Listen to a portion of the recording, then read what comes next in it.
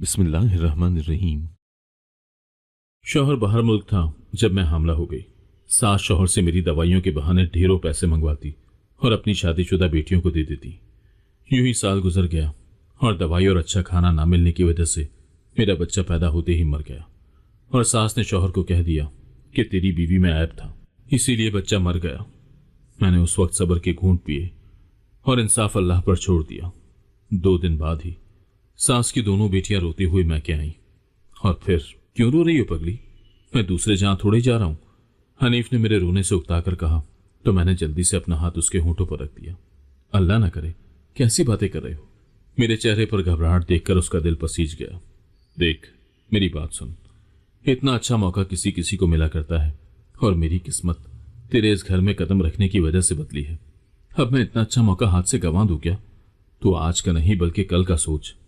अपने बच्चों के अच्छे मुस्तकबिल के ख्वाब देखने का हक मेरा भी है कि नहीं है? और फिर उनके ख्वाबों को पूरा करने के लिए कोशिश भी करनी पड़ेगी ना, और कुर्बानी भी देना होगी। हनीफ ने मुझे तफसील से समझाया तो मैंने रोते हुए इस बात में सर हिला दिया। इन सब चीजों के बारे में मुझे खुद भी अंदाजा था, मगर मैं उस बेकरार दिल को कैसे समझाती जो हनीफ की दूरी बर्दाश्त करने को तैयार न था। मेरे आंसू उसकी राह की रुकावट साबित तो ना हुए। वो पुरज़म था, मेरी दिलजोई में लगा रहा। मैं उसका सामान पैक करते भी मुसलसल रोती रही। शायद उसके ख्वाब मेरे आंसुओं से ज्यादा कीमती थे। वो यूं ही मुझे रोता बिलखता छोड़कर बैरों ने मुझसे हार गया और मेरी जिंदगी का स्याह बाब शुरू हो गया। मेरा नाम अनीला है। मेरी शादी को अभी 6 माह का अरसा ही गुजरा था कि मेरी सास का रवैया मेरे साथ बदलने लगा। या यूं कहना ज्यादा मुनासिब होगा कि बनावट और मोहब्बत का जो खोल उसने अपने ऊपर चढ़ा रखा था वो 6 माह से ज्यादा न टिक पाया। हालांकि मेरी शादी कोई पसंद की शादी न थी। मेरी सास बड़े अरमानों से मुझे अपने बेटे के लिए ब्याह कर लाई थी। मेरा ताल्लुक एक गरीब घराने से था और मैं घर की आखिरी बेटी थी। मेरे सभी बहन भाई शादीशुदा और अपने अपने घर के थे।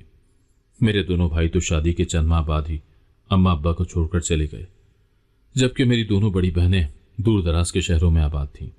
अब्बा की काम करने की उम्र तो ना थी, मगर बेटियों की बेइतनाई अब्बा को इस उम्र में भी चैन न लेने देती। मैं चाहती थी कि मैं अब्बा का सहारा बनूं, मगर अब्बा ये न चाहता था। अभी इतना भी बेबस नहीं हुआ कि बेटी की कमाई खाऊं। अब्बा का एक ही जुमला था जो मुझे घर से बाहर कदम न रखने देता। अब्बा ने शराफत की जिंदगी गुजारी थी। गरीब जरूर था, मगर ईमानदार और उसूल परस्त था। शायद ऐसे लोगों की किस्मत में हमेशा मुश्किलात ही लिखती जाती हैं।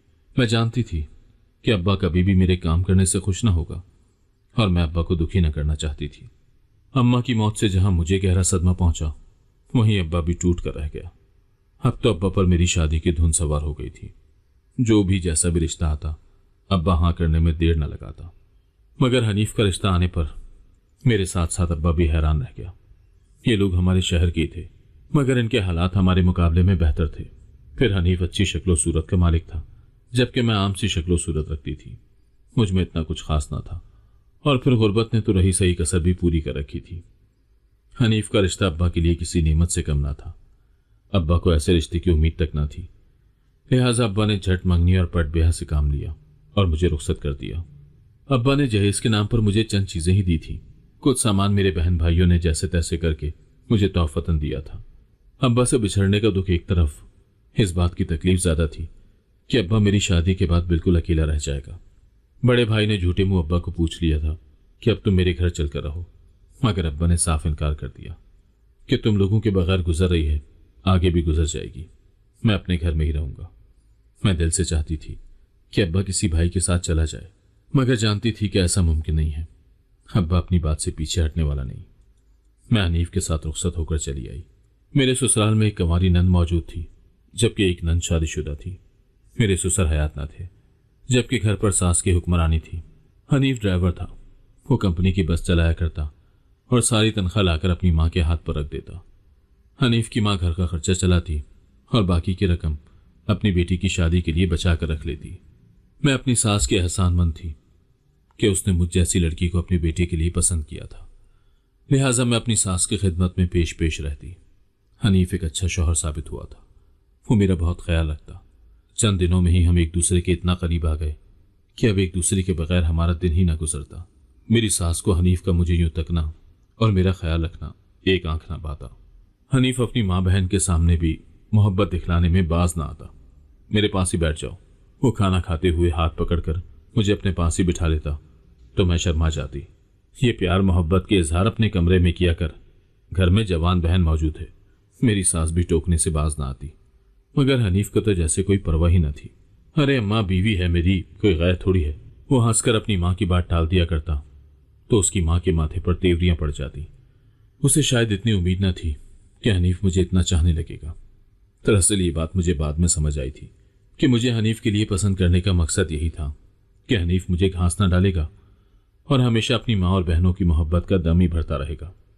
वो हमेशा हनीफ से इस बात की शिकायत करती रहती कि पैसे थोड़े हैं, अब महंगाई बढ़ गई है, इस तनख्वाह में गुजारा नहीं होता, तू साथ में कोई और काम धंधा भी ढूंढ, तेरी बहन को रुखसत भी करना है, उसके लिए भी पैसे चाहिए। हनीफ जितने भी पैसे उसके हाथ में पकड़ा देता वो बमुश्किल ही घर का गुजारा करती और बाकी सारे पैसे बचा कर रख लेती। वो हर दफा पैसे पकड़ने से पहले ये बात हनीफ को जरूर सुनाती, तेरी बीवी तो खाती भी इतना है।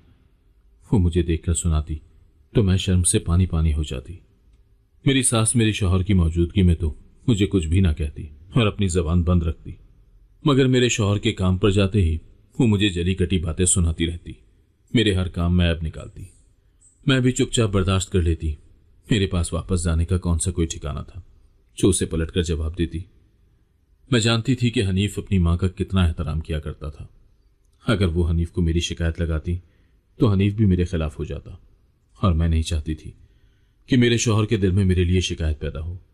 लिहाजा मैं खामोशी इख्तियार किए हुई थी, जबकि मेरी खामोशी उसे मजीद छह दे रही थी। मैं वापस पलटकर अब्बा को परेशान नहीं करना चाहती थी। वैसे भी इतनी मामूली बातों पर अपना घर खराब करने की जरूरत ही क्या थी। मेरी सास ने घर का सारा काम मुझ पर डाल दिया था। हनीफ सुबह का गया रात को आता और मैं कामों में मशगूल रहती। मेरी नंद घर का कोई काम भी न करती। वो अपनी किताबें लेकर पढ़ने के लिए छत पर चली जाती और कई कई घंटे वहीं गुजार देती। एक दिन मैं छत पर कपड़े फैलाने गई तो मुझे वहां सरगोशी की आवाज सुनाई दी, जैसे मेरी नंद किसी से बात कर रही हो। मैं कुछ और ऊपर गई तो मेरी नंद फौरन लपक कर मेरे पास चली आई। आप यहां क्या करने आई हैं? मैं कपड़े फैलाने, मैंने उसे हैरान होते हुए बताया, जबकि मेरे हाथ में कपड़ों से भरी बाल्टी वो साफ देख सकती थी। अच्छा ठीक है, फैला ले, मैं नीचे जा रही हूं। वो फौरन ही सीढ़ियों से नीचे उतर गई और मैं उसके रवैये पर हैरान थी। न जाने उसके चेहरे पर इतनी घबराहट क्यों थी। मैंने छत पर इधर उधर नजर घुमाकर जायजा लिया, मगर वहां कोई भी मौजूद न था। शायद उसने मुझे सीढ़ियों के पास कुछ देर को रोका था तो जो कोई भी वहां मौजूद था वो भाग गया। मुझे अपनी नंद पर शक हो गया था, मगर मैं किसी से कुछ भी कहने की पोजीशन में न थी। मेरी सास तो मुझे चोटी से पकड़कर घर से बाहर निकाल देती अगर मैं उसकी बेटी पर इल्जाम लगाती, मगर मैंने अपनी नंद पर नजर रखना शुरू कर दी थी, क्योंकि मैं नहीं चाहती थी कि कल को वो कोई ऐसा वैसा काम करके अपने भाई की इज्जत को दागदार करे। वो अभी छोटी थी और नासमझ थी। उसने एफए का इम्तहान देना था, उसके इम्तहानात करीबी थे। वो इसीलिए हर वक्त पढ़ाई में मशगूल रहती। पढ़ाई के बहाने जो चक्कर उसने चला रखे थे वो जल्दी पकड़े गए। वो घर से कॉलेज के लिए निकलती, मगर वापसी काफी देर में होती। उसने अपनी माँ से यही कह रखा था कि इम्तहानात की वजह से इजाफी क्लासेस लगती हैं। हालांकि इतना तो मुझे मालूम था कि जब इम्तहानात करीब हों तो कॉलेज में क्लासें नहीं हुआ करती, मगर मेरी सास को इस बात की खबर न थी। एक दिन हनीफ उसका बाजू पकड़कर घसीटते हुए उसे घर लाए और उसे माँ के सामने पटक दिया। इससे पूछो ये बाहर क्या गुल खिलाती फिर रही है, मेरी इज्जत इसने मिट्टी में मिलाकर रख दी है। मेरी सास हनीफ के रवैये पर हैरान थी। ऐसा क्या कर दिया इसने? वो चमक कर बोली। ये मोची के लड़के राजा के साथ मोटरसाइकिल पर घूम रही थी। मेरी सास ने हैरान होते हुए अपना माथा पीट डाला।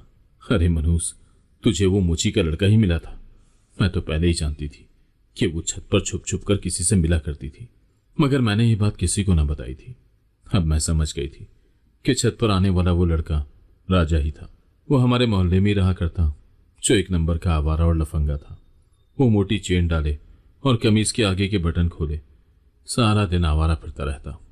मेरी सास कभी कभार मुझसे बाजार से सब्जी मंगवा लिया करती। वो ज्यादातर हमारे दरवाजे की तरफ टका करता था। अब मुझे मालूम हुआ कि वो मेरी नंद की राह देखता था। उसमें ऐसा कुछ भी ना था कि उसे पसंद किया जा सके, ताहम शोखी उसमें कूट कूट कर भरी थी।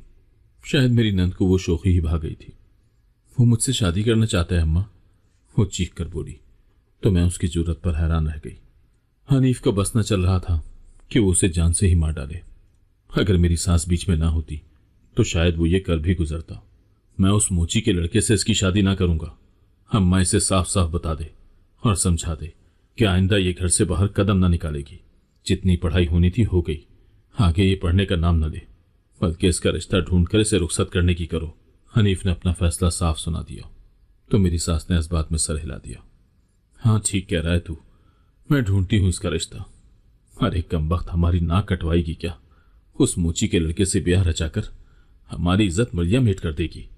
हम ऊंचे खानदान से ताल्लुक रखते हैं, जबकि तू मोचियों के लड़के पर मर मिटी है। ऐसा लगता था कि मेरी सास को इस बात का दुख न था कि उसने किसी लड़के से चक्कर चलाया हुआ है, मगर इस बात की जलन ज्यादा थी कि उसने मोची के लड़के के साथ ही चक्कर क्यों चलाया। हनीफ अपना फैसला सुनाकर उससे मैं तपता हुआ बाहर निकल गया था, जबकि मेरी नन ने हनीफ के जाते ही घर में वावेला मचा दिया। अपने बेटे को समझा दे अम्मा, यह आइंदा मेरी राह में रुकावट न बने, वरना मैं राजा के साथ घर से भाग जाऊंगी। उसने चमक कर कहा तो मेरी सास हैरत से मुंह फाड़े उसे देखने लगी। मैं भी उसके रवैये पर हैरान थी। बजाय शर्मिंदा होने के वो अपनी मां को ही आंखें दिखा रही थी। बेगैरत, ये क्या बात कर रही है तू? मेरी सास ने उसे चोटी से पकड़ा और घसीटते हुए अंदर ले गई।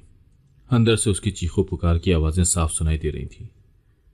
मेरी सास ने उसे दिल खोलकर मार लगाई थी और उसका इतना मार खाना बनता भी था।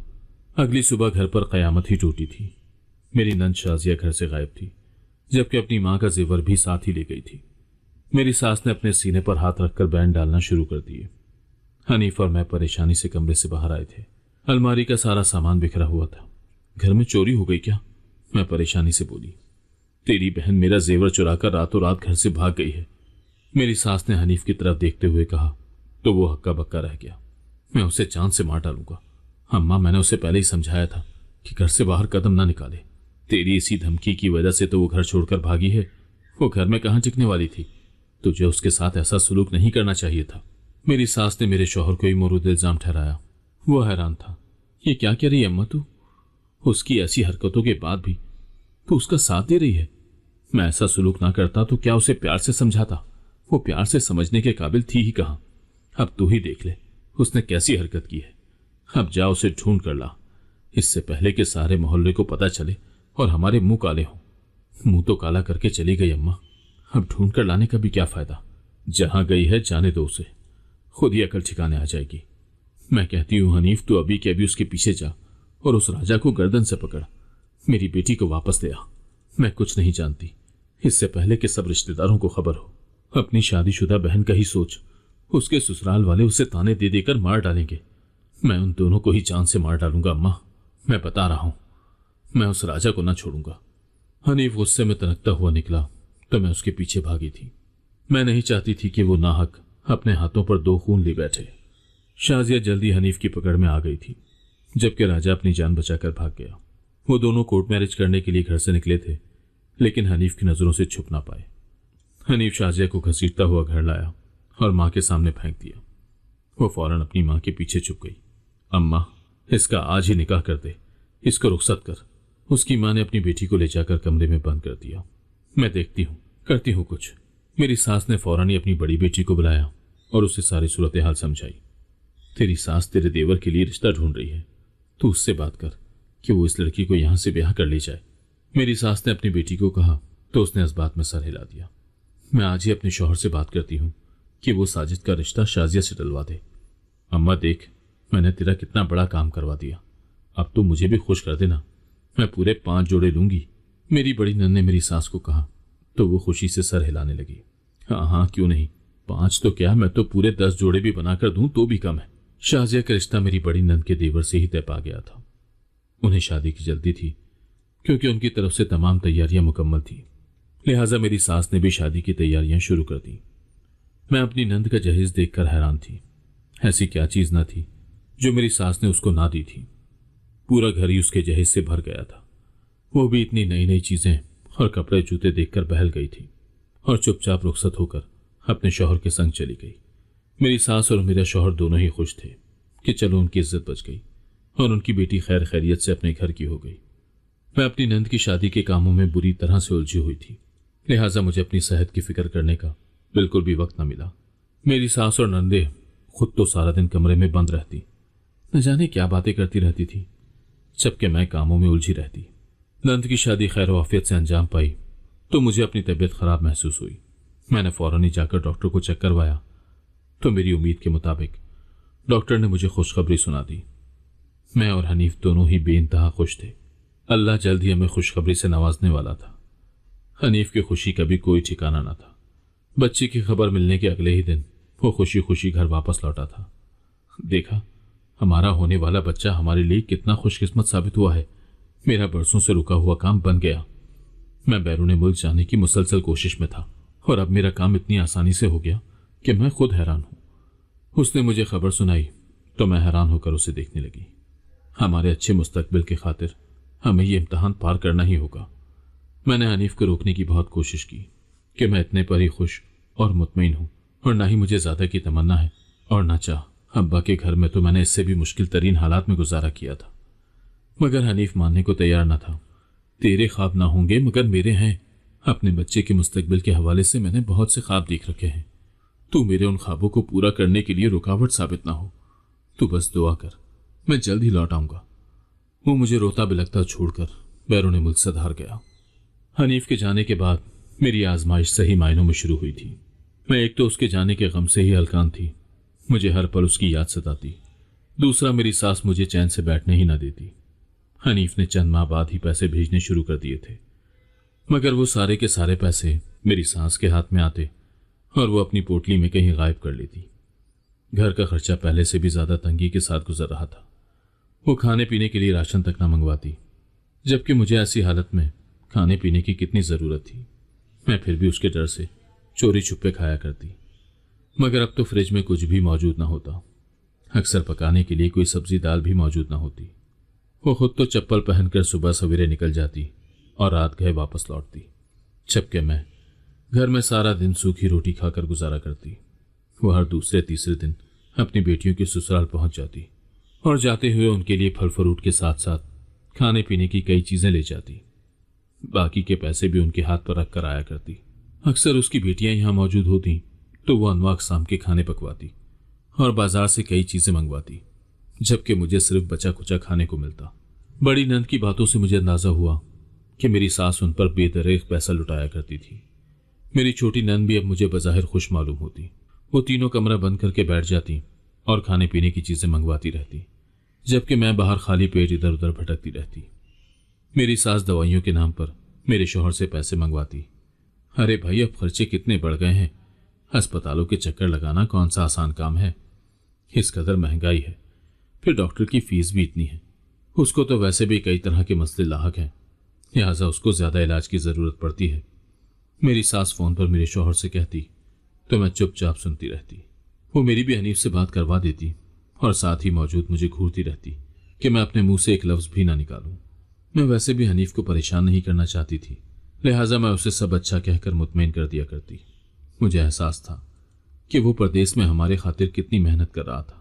ऐसे में अगर मैं उसे यहां से शिकायत लगाना शुरू कर देती तो वो किस कदर परेशान हो जाता। अम्मा, मेरी तबीयत ठीक नहीं है, मुझे अस्पताल ले चलो।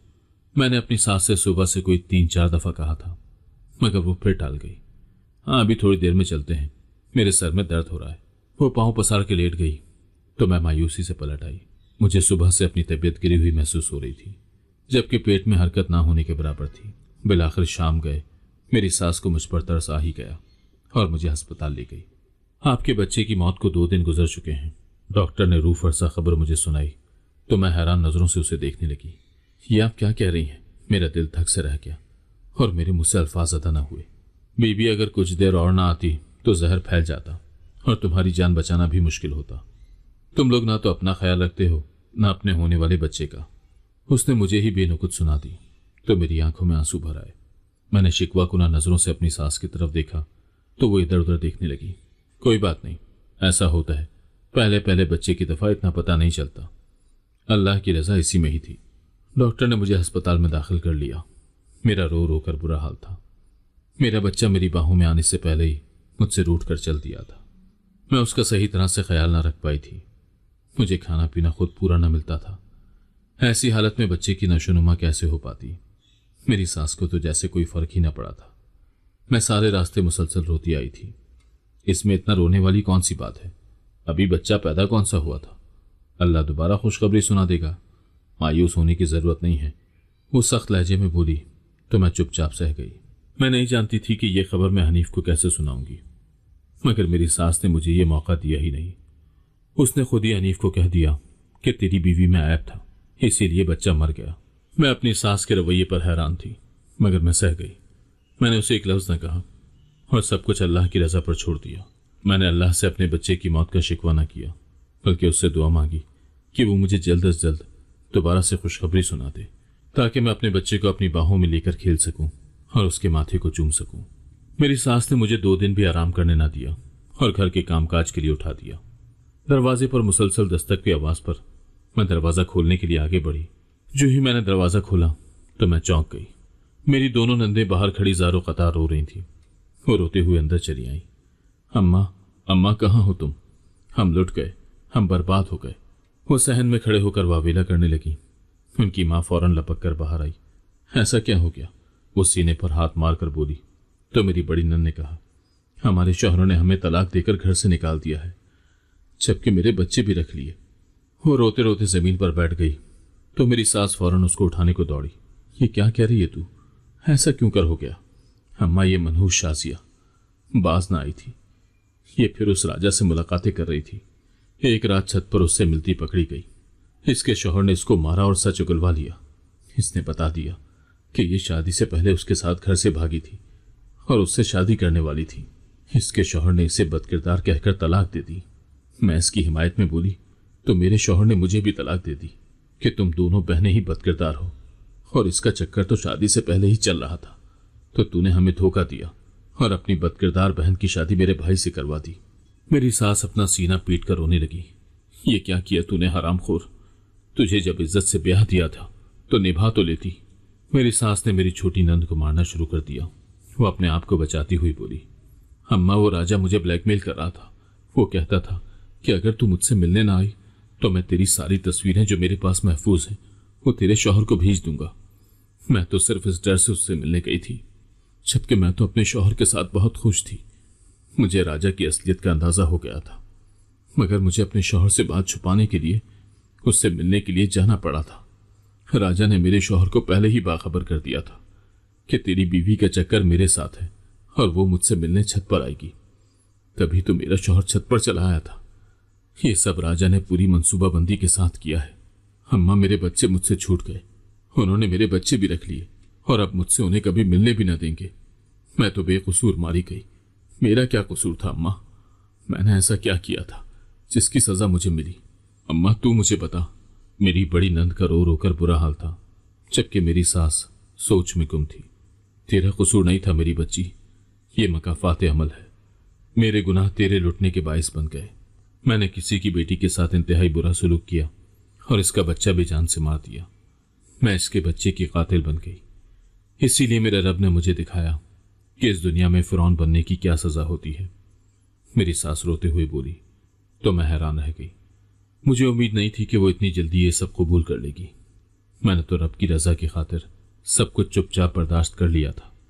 किसी से कोई शिकवा शिकायत न की थी, हत्ता कि हनीफ को भी कुछ ना बताया था। जबकि मेरी सास अब खुद ही अपना जुर्म कबूल कर रही थी। वो मेरे सामने हाथ जोड़कर बोली, बेटी, मुझे माफ कर दे। मुझे मेरे किए की बहुत बड़ी सजा मिल गई है। मैंने उसके हाथ पकड़ लिए। नहीं अम्मा, ऐसी कोई बात नहीं। मैंने रब की रजा की खातिर आपको माफ किया। अगर आपको आज की कहानी पसंद आई है तो वीडियो को जरूर लाइक कीजिएगा और अपने दोस्तों के साथ भी शेयर कीजिएगा। और हाँ, अगर आपने अभी तक हमारा चैनल सब्सक्राइब नहीं किया तो जरूर सब्सक्राइब करें। मिलते हैं कल एक नई और दिलचस्प कहानी के साथ। अल्लाह हाफिज।